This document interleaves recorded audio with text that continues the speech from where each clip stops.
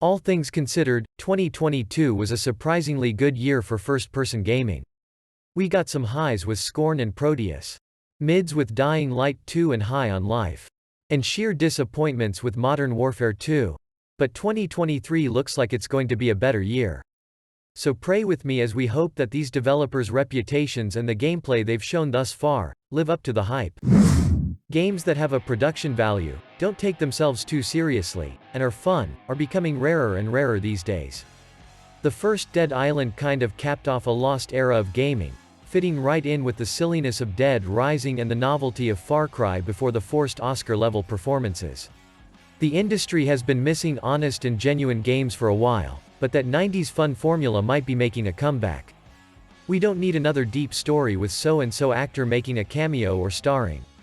If Dambuster Studios can just give us a beautiful zombie-killing sandbox with creative weapons and environmental traps and exploits, that'll be a win. I just want to run around and get gory. Dead Island 2 drops in April. Am I the only person that thinks there's something different about the way Eastern European developers create first-person shooters? Metro, Stalker, Tarkov, all those scary indie Steam games. There's just something unique about the way they do things. Atomic Heart feels like if BioShock, Half-Life, and the Russian sense of humor had a baby. The world feels completely alien and the utopia gone wrong story is always cool. The gunplay and combat look meaty and visceral. And Mick Gordon is doing the soundtrack. There's a lot for Mundfish to live up to on this one, especially with the rumors of a rocky development cycle. Here's hoping they deliver in February. Remember, the 90s is coming back. And Witchfire is proof of it. From the creative leads that brought us Painkiller in 2004, The Astronauts is giving us a rogue-like arena shooter. Except they delayed it to modernize the gameplay loop. Instead of moving into an arena and having to defeat enemies before moving on, they've converted the game into a semi-open world experience. I'm all for more Doom-like, adrenaline-pumping shooters that make you feel like a badass. And Witchfire's dark fantasy world looks like an R-rated Van Helsing or a gun-wielding The Witcher remake. The game is scheduled to release early this year as an Epic Games Store early access exclusive. They plan to officially release it everywhere later on. This is a 2-for-1. Game development has been extremely expensive and cumbersome for the past 20 years.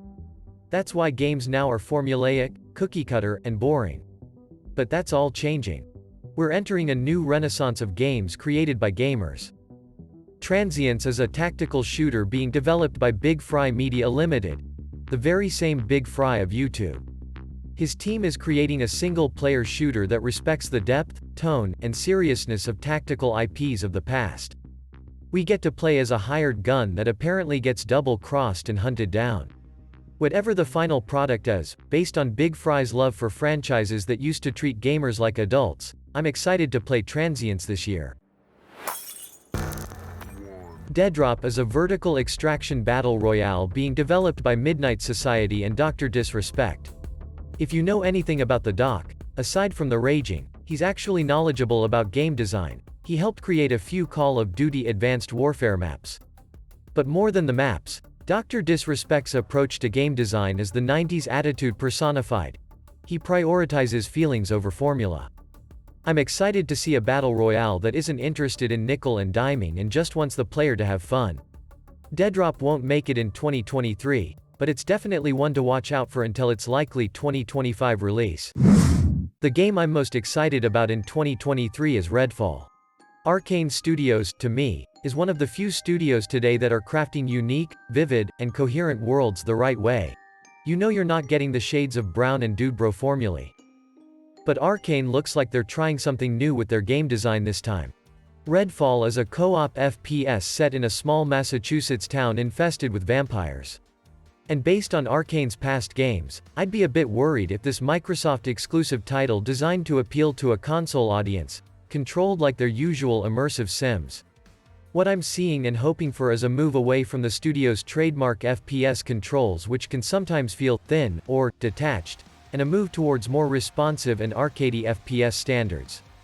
Games that feel like Fallout, Thief, Elder Scrolls, and Deus Ex will always have a place in the industry, but being able to go vampire hunting in a coastal Americana town with friends without being limited by FPS mechanics is going to be something special. In fact, it was rumored that id Software was helping Arcane with Redfall's development. I hope Redfall gives us the best of both worlds. An immersive open world populated with small and big stories and environmental detail you can get lost in, and a visceral first-person, stake shooting experience.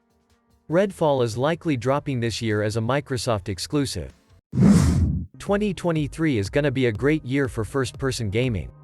Starfield, the System Shock remake, and more, are likely to drop this year, so there's going to be no shortage of ways to hurt your wallet. What are you guys looking forward to? Drop your thoughts in the comment section. Don't forget to give the vid a like and subscribe to the channel, and as always, stay cool, gentlemen.